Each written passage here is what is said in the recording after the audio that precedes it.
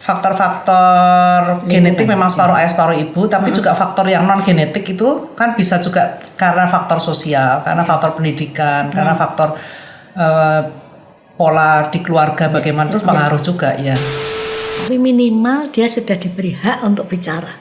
Tapi kadang-kadang kita orang tua kan, pokoknya kamu harus, harusnya dibuang.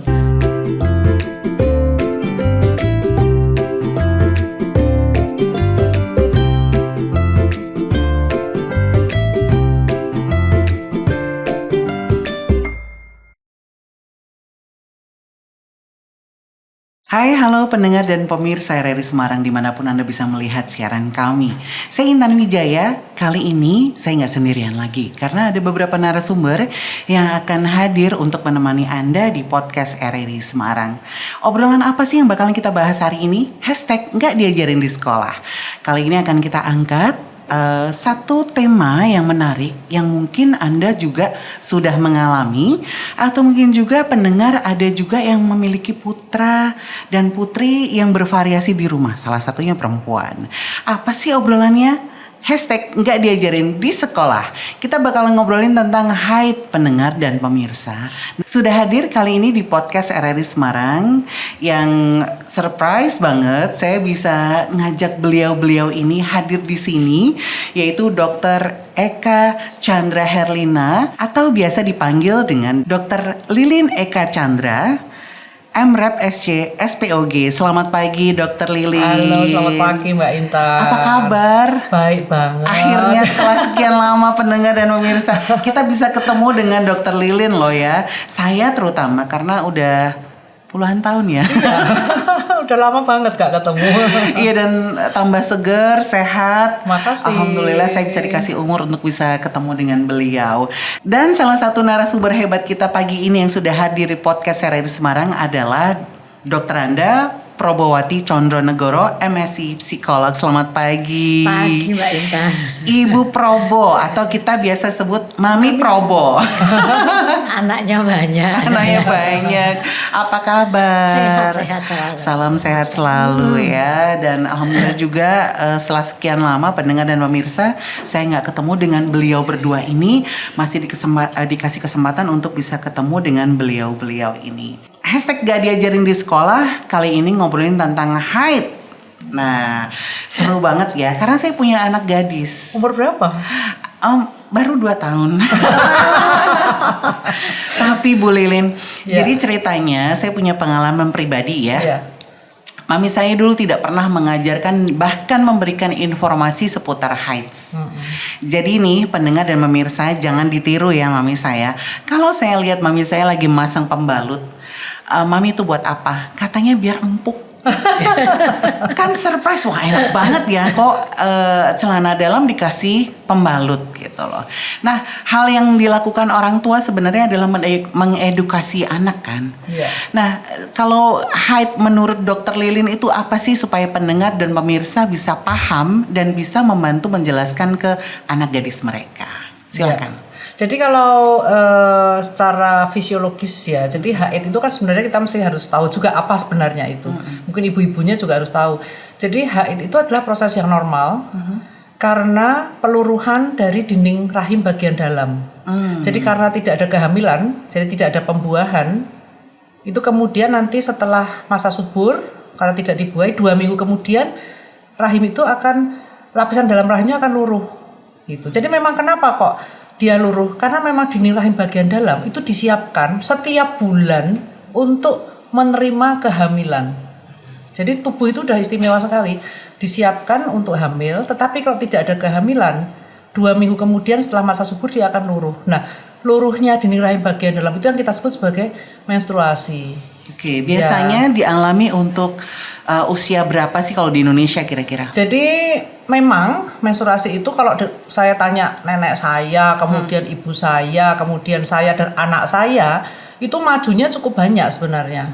Dulu pas zamannya ibu saya, nenek saya waktu itu dia 17 tahun baru menstruasi. Ketika zamannya ibu saya 15 tahun itu usia menstruasinya. Ketika saya dulu 12 tahun. Ketika sekarang pasien-pasien saya kalau saya tanya usia haidnya berapa, usianya rata-rata 10 atau 11 tahun. Wow. Bahkan mereka sudah, anak-anak itu sudah mulai gelisah. Kalau umur 12 tahun teman-temannya udah menstruasi kok saya belum ya? Itu beberapa pasien juga datang ke saya tanya, kenapa kok saya belum mens? Teman-teman saya sudah semua gitu. Jadi memang usia pun juga mereka itu maju. Oke, baik. Ya, menstruasi pertama mereka itu maju. Kita menyebutnya menarche. Menarche itu adalah usia pertama seorang wanita itu mengalami menstruasi. Baik, kalau tadi Dokter Lilin sempat menyebutkan perkiraan awal itu bisa dari mulai 10 tahun. Nah, dari Bu Probo sendiri, 10 tahun itu kan berarti perkiraan kelas 3 SD ya? Ya, kelas 3 atau kelas 2 ya, kelas ya. 4 kelas 3 atau kelas 4 Ya. SD. Bagaimana sebagai orang tua mempersiapkan untuk menjelaskan kepada anak tentang menstruasi ini di usia berapa ya? Apakah 1 tahun sebelumnya atau pada saat usia tersebut? Begini, kebetulan anak kan sudah lupa, anaknya sudah gede, jadi saya dengan cucu, saya tiap hari ngobrol. Jadi jauh sebelumnya saya ngobrol bahwa ini badanmu besok tadi pakai bra, kalau udah ada itunya, kamu nanti mau menstruasi itu apa sih? Berdarah-darah, iya. Terus ngapain? Ya pakai ini, pakai titi pakai ini gitu, mama pakai ini. Jadi saya mencoba secara secara praktek saya lihat ini berat ini buat ini buat terus. Oh, aku besok kalau pegel piye? Kalau pegel piye? Ya enggak pegel, nanti ya bisa saja gitu. Jadi saat dia haid itu umur 11 tahun, dia sudah siap, perutku mulus.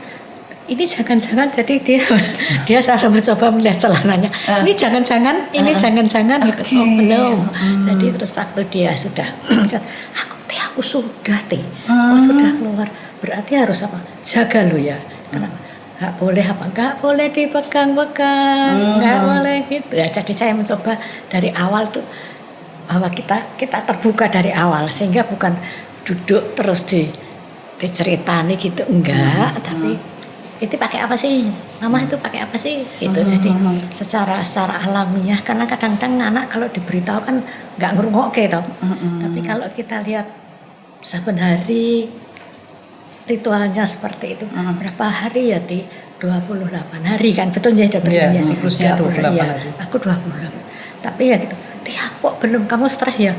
Oh, kalau stres berarti panjang ya? Iya. Ya wis lah, aku tak gak stres lah gitu. Jadi tapi entah benar entah tidak. Jadi itu kami bicarakan secara terbuka gitu, dan kebetulan anak cucu saya itu teman perempuannya ceweknya banyak, dan kumpulnya di rumah. Jadi karena manggilnya saya Titi, jadi saya ngobrol, Titi ini aku sudah dapet Titi, perutku sakit, diapain ya memang begitu. Saya nggak bisa jawab kalau gitu, tapi mereka terbuka, lebih siap jadinya.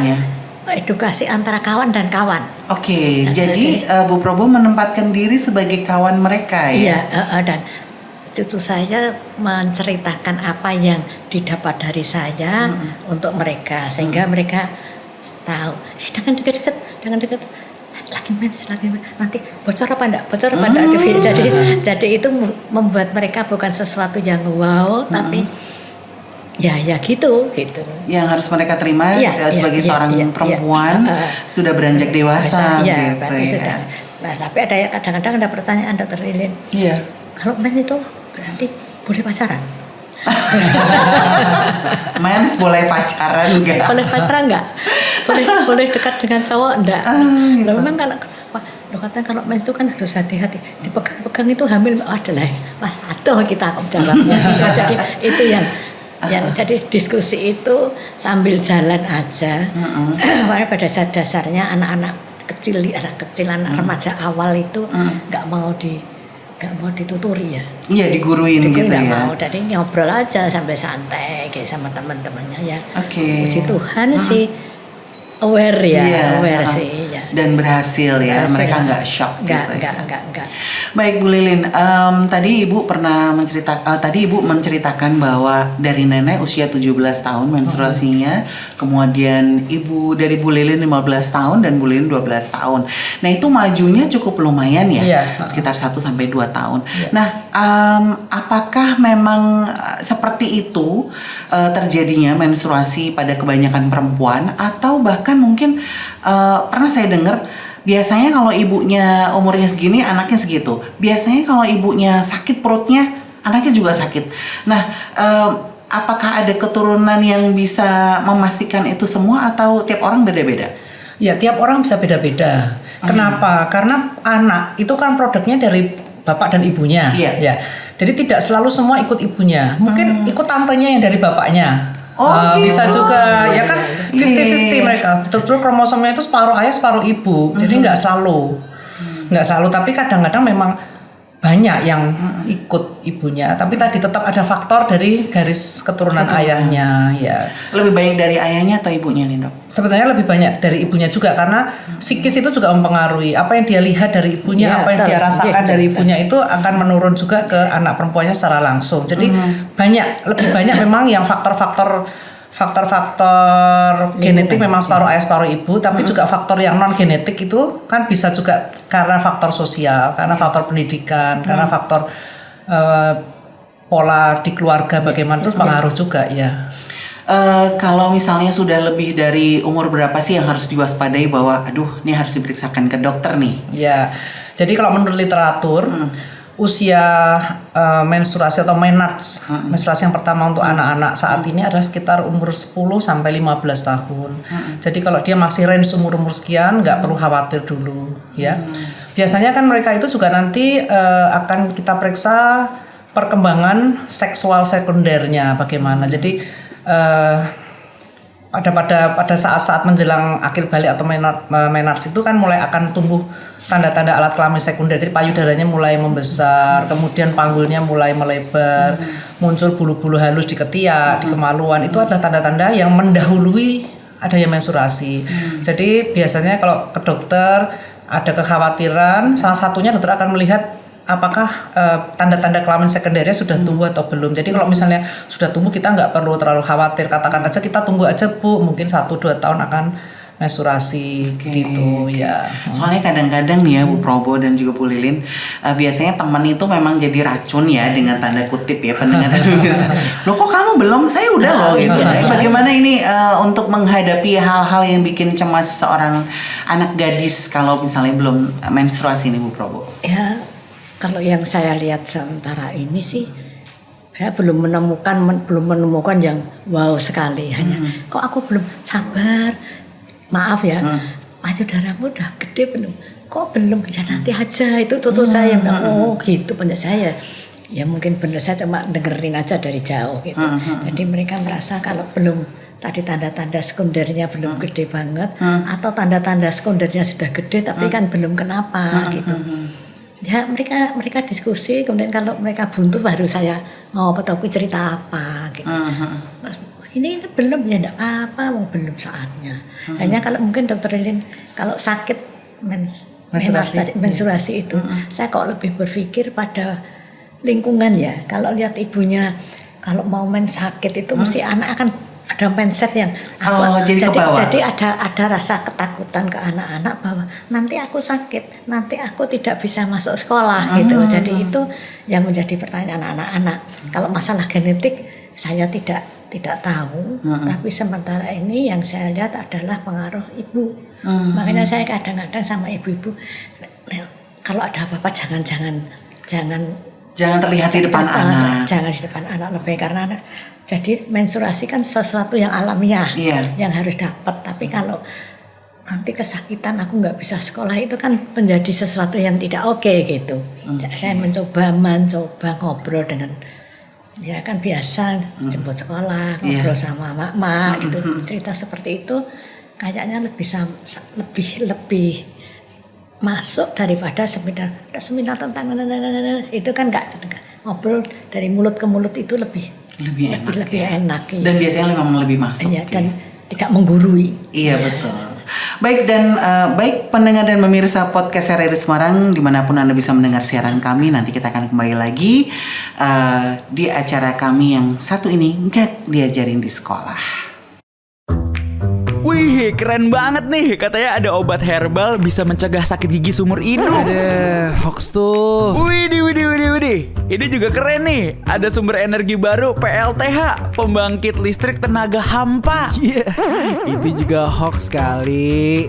Lu bacanya apaan sih? Aduh, pantesan portal abal-abal lu baca. Kalau mau baca berita yang lengkap tapi udah verified, mulai dari berita nasional, internasional, olahraga, gaya hidup sampai hiburan, lu cukup klik rri.co.id. Di situ lu juga bisa streaming RRI digital. Aduh, makanya cek-cek dulu biar gak kegocek di rri.co.id.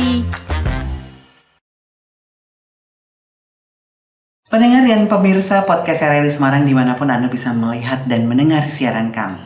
Hashtag nggak diajarin di sekolah kembali lagi di sini bersama narasumber saya yang hebat-hebat. Ada Ibu Lilin Eka Chandra dan juga Ibu Probowati Condronegoro. Nah, mitos yang sering banget saya dengar waktu kecil ya, sampai sekarang sih sebenarnya masih dengar. Ini banyak banget dok, Bu Probo. Jadi mitos-mitos konyol tapi pas udah gede, saya ngebuktiinnya umur 30-an. Kok kayaknya nggak gitu ya? Salah satunya adalah minum soda. Itu katanya bisa bikin deras sekali.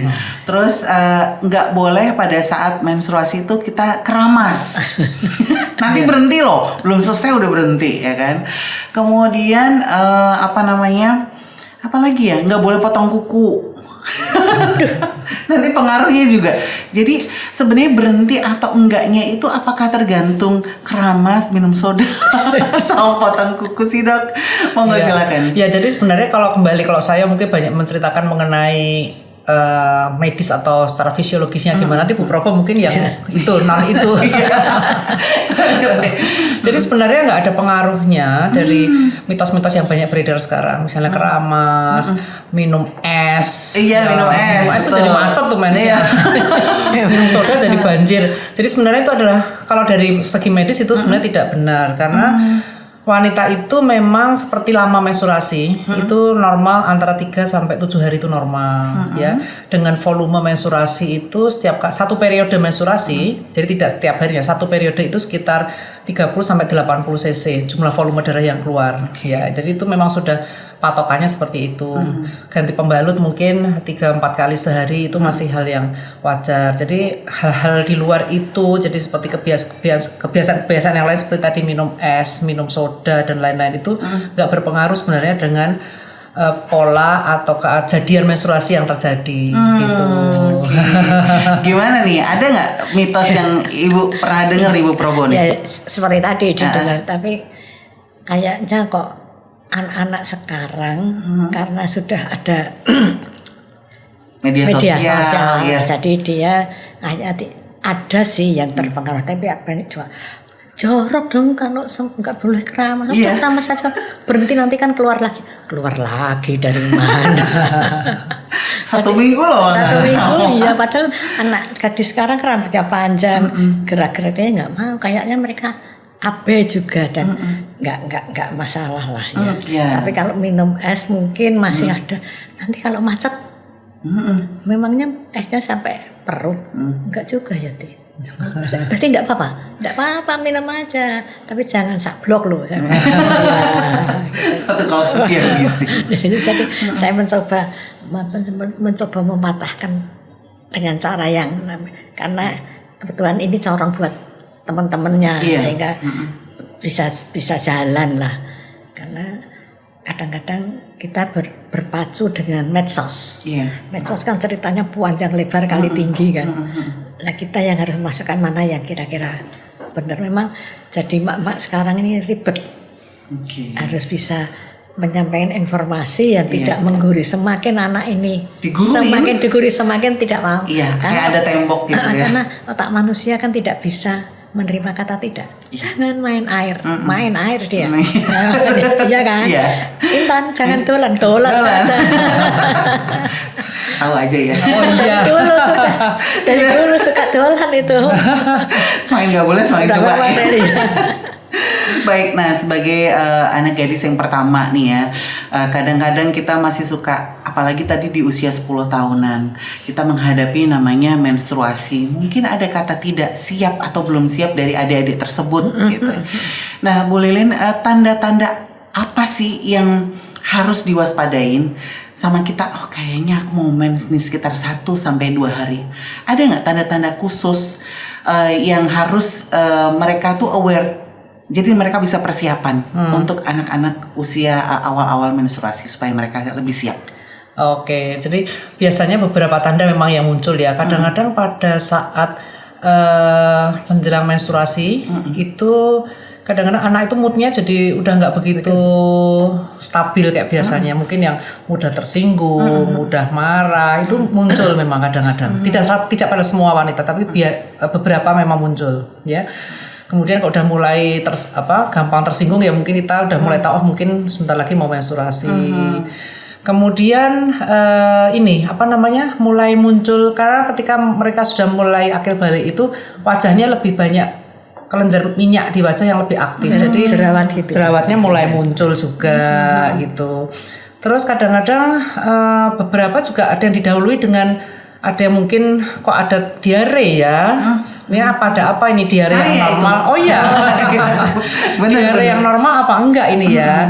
Nah, kenapa kok diare? Karena pada saat akan menstruasi atau pada saat menstruasi itu sendiri itu kan rahim kontraksi. Jadi rahim itu seperti buah pir gitu ya.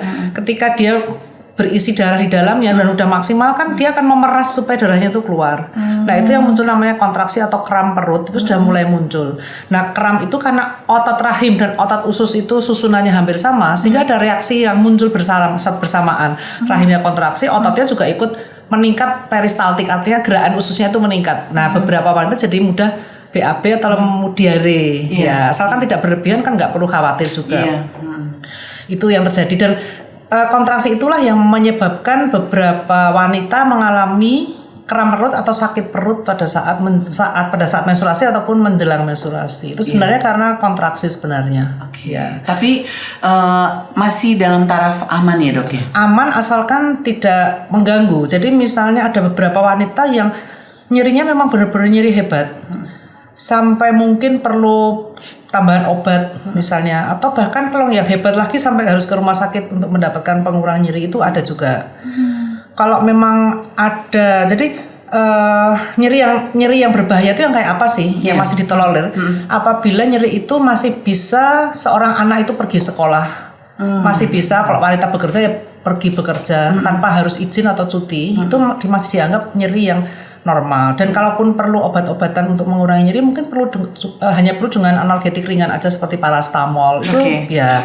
Tetapi kalau sudah yang terlalu hebat dan membutuhkan pertolongan itu adalah nyeri yang sudah tidak normal lagi. Gitu. Jadi itu perlu pertolongan dokter untuk mendapatkan, untuk diteliti ada masalah apa untuk diobatin gitu. Ya. Dan sebaiknya memang nyeri-nyeri yang kalau memang nyeri biasa nggak masalah sih, tapi kalau nyeri hebat memang sebaiknya sudah mulai aware karena kita khawatir akan berlanjut ke penyakit-penyakit lain yang mungkin perlu penanganan yang serius. Dan itu bisa dilihat dari awal menstruasi ya dok ya? Bisa, tapi biasanya kalau masih awal-awal itu tidak sampai terlalu berat sih, makanya kalau masih ringan mungkin udah mulai diwaspadai saja, tapi kalau tidak berlebihan nggak apa-apa. Dan darah juga yang dikeluarkan pada saat menstruasi tadi sesuai dengan cc yang berapa tadi dok? Ya antara 30 sampai 80 cc satu kali siklus. Kemudian juga tidak bergumpal-gumpal ya. Jadi karena memang ada gumpalan kecil seperti jeli-jeli itu masih wajar. Itu adalah lapisan dinding rahim yang keluar. Tapi kalau sampai bergumpal seperti hati, nah itu adalah sesuatu yang tidak normal. Jadi itu juga mulai harus diwaspadai kalau sampai bentuknya hati besar-besar ukurannya. Tapi kalau hanya seperti lendir-lendir atau selaput-selaput tetapi bentuknya kayak jeli-jeli itu kan juga agak padat, itu kan ada yang khawatir juga, tapi sebenarnya itu nggak perlu khawatir. Masih taraf wajar aja ya dok ya. Bu Probo, bagaimana ibu menjelaskan nih ke seorang anak kecil ya? Saya kok menganggapnya 10 tahun masih kecil ya dok? Udah gede sekarang ya. Sudah gede loh. Sekarang ya udah gede ya. Kalau dulu kayak saya masih kecil gitu. Penjelasan tentang mereka supaya nggak serem banget melihat nih yang namanya menstruasi, karena ada beberapa anak bahkan mungkin orang dewasa yang tidak nyaman dengan warna dari menstruasi itu sendiri. Bagaimana ibu menjelaskan kepada anak yang usia-usia 10 tahun untuk persiapan mereka supaya nggak shock gitu ngelihat warna dari menstruasi? Sebelum itu terjadi kita sudah ngobrol dulu tentang itu sehingga saat itu datang itu mereka tidak terang meskipun loh ini kok ada gininya gitu sih. Iya, tapi itu hanya sekilas bahwa dia sudah tahu bahwa akan terjadi seperti ini, hanya umur berapa kan tergantung. Jadi saya mulai kelas 3-an gitu sudah mulai ngobrol. Kebetulan saya ngajar faal, Titi buat apa? Ini caranya begini. Jadi secara tidak langsung saya mengedukasi. Dan ini kompor saya kecil ini kompori yang lain gitu, sehingga belajar sesama kan bahasanya lebih enak. Ya. Dan sekarang pun diganggu kalau dia lagi merengut itu mens lagi loh. Enggak, aku sudah. Oh ya, makanya jangan merengut. Salah dokter itu. Jadi salah. Jadi kalau dia mulai marah-marah itu mens lagi loh. Ini lagi mens sih kayak ini. Enggak, sudah. Jadi itu buat senjata. Kalau lagi merengut bad mood tadi ya. Iya, itu yang salah itu. 92,1 Pro 2 teman terbaik kamu. Kali ini ada Mariana yang katanya pengen titip salam buat Mbak Nur yang lagi di Paris. Walah Mar, aku krungu lo salamu, tombo kangen. Sambo. Bundo, awak baru dapat info lowongan Karajo RRI News.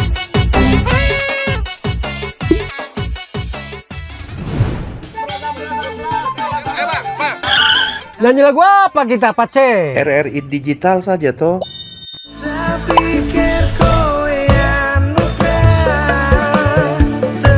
Sesekali, jazz lah. Semangat ya manggungnya. Iya dong, kan mau bangun komunitas. RRI ada di berbagai platform. Sekarang banyak cara menikmati RRI. Kamu yang mana? Pendengar dan pemirsa podcast RRI Semarang dimanapun Anda bisa mendengar siaran kami, menghadapi anak yang bad mood karena mulai menstruasi. Ya kan, tadi Bu Leli udah ngejelasin bahwa yang namanya menstruasi itu bisa bikin kita hormonnya jadi marah-marah, tersinggung, ya kan. Nah, kita akan tanya Bu Probo, gimana sih ngadepin anak untuk anak yang lagi bad mood ya, apalagi usia-usia 10 tahunan gitu, awal-awal menstruasi. Ya, gimana nih Bu? Ya, biarin aja. Oh, biarin Karena aja. kan memang masa-masa seperti itu kan anak caper, minta apa? Enggak sekolah ah. Bisa juga mengancam kan, karena aku ada beli sakit nggak usah sekolah karena gurunya nyebelin katanya semua. Saya bilang ya kalau bad mood masalah sekolah ini saya bilang nggak usah sekolah nggak apa-apa. Titi bekerja dibayar pajak bolos, tapi jangan ditiru. Kalau yang sekolah boleh kan kamu bayar. Oh gitu ya.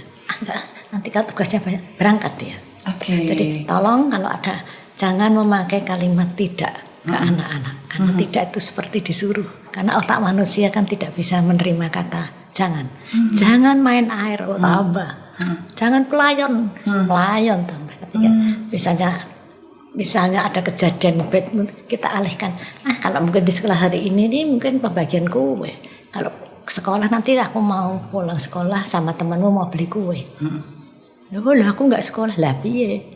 Ya wis lah sekolah lah gitu. Jadi jangan bilang jangan tapi dialihkan. Bahasanya lebih dirubah ya? Ya dirubah. Jadi disuruh tapi nanti tugasnya banyak gimana ya kamu ngerjainnya. Nah gitu ya lebih seperti itu ya. Jadi karena kalau kamu harus sekolah pasti merengut. Biasanya anak-anak merengut dari pagi itu sampai sore betah. Jadi kalau mereka lagi memang keadaannya tidak memungkinkan untuk sekolah dan mereka meminta untuk tidak bersekolah, ya dikasih kebebasan gitu ya. Iya. Tapi kalau memang sakit sungguhan ya memang di rumah. Tapi kalau kadang-kadang kan nanti ada tugas, nanti ada banyak gitu kan ngeri sama. Tik, ini gurunya gak enak Tik. Maaf ya, sudah tua Tik. Gitu. Nah, ya wis rasa sekolah gak apa saya bilang. Tapi nanti double. Iya. Tapi Titi mau ke sekolah kok ketemu sama teman-teman. Titi udah janjian sama mamahnya siapa? Ya wis sekolah. Tapi nanti sungguhan ya. Dan rupanya sudah beda lagi. Tapi anak-anak itu emang gitu ya. Jadi harus dialihkan. Jangan diberikan semangat dengan cara yang lain. Dilarang. Pokoknya nomor 1 jangan dilarang. Tapi dialihkan. Mau minta apa? Yuk itu loh lebih bagus. Yuk ke sana. Ini kan lupa. Tapi semakin dilarang semakin kok geluntung apa tantrum kan. Iya, tantrum ya. Iya, makanya itu aja, itu trik nenek-nenek. Betul. Nah, Bu Lilin, kebetulan saya keingetan tentang satu hal di mana saya juga sampai sekarang masih menjaga itu, terutama untuk anak-anak saya. Jadi kalau kita makan makanan-makanan fast food itu bisa mempercepat atau mungkin bahkan memperlama haid. Apakah itu benar? Mempercepat maksudnya? Mempercepat jadi cepat haid atau bahkan mungkin anaknya jadi nggak haid gitu. Oh, jadi ya betul. Jadi beberapa makanan memang terutama lemak-lemak yang jenuh itu bisa menghambat datangnya menstruasi. Jadi anak-anak yang terlalu banyak fast food misalnya, terlalu suka gula misalnya, itu mengganggu datangnya siklus menstruasi. Mereka yang overweight misalnya, atau bahkan terlalu kurus. Ada juga yang terlalu kurus atau overweight. Itu juga hormonal di tubuhnya tidak terbentuk sempurna. Jadi sedang aja ya berarti ya. Iya, memang sebaiknya ya memang yang porsi tubuh atau berat badan yang normal-normal saja. Karena kalau dia misalnya terlalu kurus, apa-apa nggak mau, padahal aktivitasnya tinggi, itu bahan pembuat hormonnya kurang. Tubuh itu butuh kolesterol memang, tapi dalam jumlah yang normal. Karena dia adalah bahan dasar atau prekursor istilahnya untuk membuat hormon-hormon pada wanita. Pada pria pun juga sama. Jadi dia bahan dasarnya adalah dari kolesterol. Ya. Nah, kalau dia sampai tidak mendapatkan asupan kolesterol yang normal, terlalu kurus misalnya, makannya nggak ada proteinnya dan nggak ada lemaknya yang sehat, itu mungkin juga akan macet, nggak akan muncul menstruasinya. Tapi demikian juga yang terlalu over. Over itu termasuk terlalu banyak gula, itu akan menghambat datanya menstruasi. Jadi pada kasus-kasus kemarin itu pada saat COVID itu ya, pada saat COVID itu kan kita punya pengalaman yang sama, hampir sama. Anak-anak itu di rumah, tidak bisa keluar, tidak bisa olahraga, makannya dia tinggal telepon, tinggal gosen lewat makan-makan yang dikirim begitu. Itu kan mereka milih sendiri, pesan sendiri, datang sendiri. Padahal aktivitasnya nggak ada, gulanya cukup tinggi yang dimakan. Akibatnya mereka banyak yang tidak bisa menstruasi, terlambat menstruasi pada umur-umur yang harusnya dia menstruasi. Jadi memang makanan perlu, aktivitas juga perlu. Mereka yang sekolahnya terlalu berat, ibunya atau keluarganya menuntut kamu ikut les ini, padahal di sekolah udah banyak PR, udah banyak kewajiban, itu juga memberatkan. Ya. Itu jadi menghambat juga ya? Menghambat juga, ya. Jadi aktivitas yang terlalu tinggi. Mungkin stres juga, mungkin bullying dan lain-lain itu kan juga membuat anak stres, itu juga menghambat datangnya menstruasi. Oke, berarti anak itu memang dibuat rileks dan sesuai dengan usianya ya. Iya. Nah, Bu Probo, ini bagaimana cara orang tua untuk tetap membuat si anak ini tetap menikmati masa kecilnya nih? Karena kan tadi ya seperti Ibu Lilin bilang bahwa hal sekecil seperti misalnya bullying, tugas sekolah itu bisa menghambat menstruasi. Bagaimana membuat anak menjadi nyaman dalam menghadapi itu semua? Mungkin kita sekarang banyak kan, kamu harus itu orang tua kan. Kalau dibalik, kalau seperti ini mau apa? Jadi dia lebih cerita, aku keberatan, nggak mau ini. Keberatannya kenapa? Tapi minimal dia sudah diberi hak untuk bicara. Tapi kadang-kadang kita orang tua kan, pokoknya kamu harus, harusnya dibuang. Ditanya dulu meskipun kita lebih pinter, akhirnya kita masuk. Kalau misalnya kita lihat sesuatu di jalan, menurutmu gambar itu kayak apa sih? Oh, gambar itu gitu. Dengan begitu kan kita tahu arah pikiran dia kemana, dan dia tidak merasa disuruh, dihambat begitu kan. Jadi kita tahu, meskipun kan pikiran, oh kalau itu gak benar itu, tapi dia sudah merasa, aku diajak omong kok gitu, bukan orang tua maunya merintah melulu kan. Kalau seperti ini, kalau bajuku begini, kalau bagus enggak? Menurutku bagus enggak? Iya juga, kayaknya enggak ya, wis to, sing pantes sing piye to gitu. Jadi minimal mendengarkan minimal kan, kalau orang tua diwongke gitu. Nah, pinter kita lah, gampang nanti kalau dia sudah bilang ya wis, kalau menurut itu lah baru kita ngomong gitu. Tapi kan dia wis sudah gagah perkasa, sudah gaya, sudah bisa pemikir. Nanti kita kan masuknya, makanya kalau kita bicara dengan anak-anak kan nggak mungkin sini sama situ kan, kita harus duduk mata kena mata, itu artinya kan kita menyamakan persepsi antara kita dan anak. Wah, keren Ya, banget. kalau Iya, kita- harus praktek nih. Iya, kalau kita duduk sanaknya di bawah seperti itu kan gak ngerti ya ngomong. Tapi kalau kita tatap mata, menurutmu apa duduk di bawah ngobrol, cari tatap mata saya, bukan diprotes loh ya. Betul. Nah, Bu Lilin terakhir ya untuk podcast RRI Semarang, nutrisi yang baik yang harus dipersiapkan orang tua nih untuk menghadapi anak-anak gadisnya supaya mereka tepat menstruasinya di usia yang seharusnya dan juga mereka tetap hidup sehat sampai nanti mereka dewasa. Sebenarnya nutrisi nggak terlalu penting, maksudnya tidak sampai kita harus Makan sayur aja deh. yang penting ada porsi atau komposisinya seimbang sebenarnya. Jadi ada karbohidratnya, ada proteinnya, ada lemaknya, ada tambahan mungkin susu, buah sayur itu memang harus. Nah, banyak yang dihadapi sekarang bahwa anak-anak itu nggak mau sayur. Iya. Nah itu sebenarnya kebiasaan makan sayur itu kan nggak bisa kita paksakan ketika dia udah mulai umur 7 tahun, oh ya mulai makan sayur enggak. Tapi sebenarnya sejak bayi. Dari bayi. Ya. Justru sebenarnya kalau masalah memberikan nutrisi atau supaya anaknya tuh nggak picky, nggak milih-milih, itu sebenarnya ada pola makan yang kita atur pada saat dia mulai mengenal makanan mereka yang pertama. Jadi saya pernah baca di beberapa literatur pada saat dia mulai makan makanan yang pertama itu kan sekitar usia 6 bulan. Itu sudah mulai diberikan 100 jenis makanan yang harus dia makan. Itu ada listnya itu. Dia harus sayuran misalnya dia harus pernah nyoba ini. Protein dia harus pernah makan tahu, tempe, ikan laut dan lain-lain. Itu mereka harus buah-buahan itu harus mereka kenal. Sehingga dengan berjalannya waktu dia nanti tidak akan banyak menolak makanan yang kita berikan. Nah itu kalau seperti saya memang dari kecil harus sayur harus masuk, buah harus masuk, protein harus masuk. Ketika dia nanti udah dengan bertambahnya waktu, dia itu menjadi hal yang biasa dan udah tahu bahwa itu memang harus dia konsumsi karena udah kita berikan sejak dia usia sangat dini. Kira-kira begitu ya. Baik.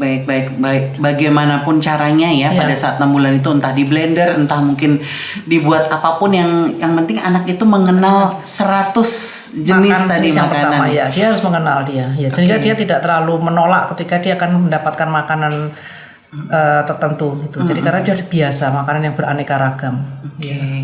Baik, Bu Probo, ada terakhir pesan untuk orang tua sebagai orang tua yang punya anak gadis. Ini kata-kata jangan tidak itu tadi harus ditekankan dan ada lagi yang ingin disampaikan. Hargai pendapat anak. Jadi dengarkan dulu. Saya selalu bilang 1 mulut 1000 telinga. Dengerin dulu semua, kata dengerin baru kita baru ngomong. Kadang-kadang orang tua nggak sadar anak baru segini, orang tua ngasihnya banyak, kali lebar kali tinggi itu. Ingat 1 mulut 1000 telinga. Oke, baik, dan kita duduk juga setara dengan mereka gitu ya, karena itu akan lebih didengar gitu ya. Baik, Bu Lilin, terima kasih banyak. Bu Probo, terima kasih banyak. Kita insya Allah bisa ketemu lagi dengan podcast-podcast yang lain dan juga kita harus mematahkan mitos-mitos yang hashtag nggak diajarin di sekolah pemirsa. Dan ini juga buat edukasi Anda sebagai orang tua apabila memiliki anak gadis, apa saja yang harus disiapkan untuk menghadapi mereka di masa yang akan datang. Saya Intan Wijaya, terima kasih. Bye.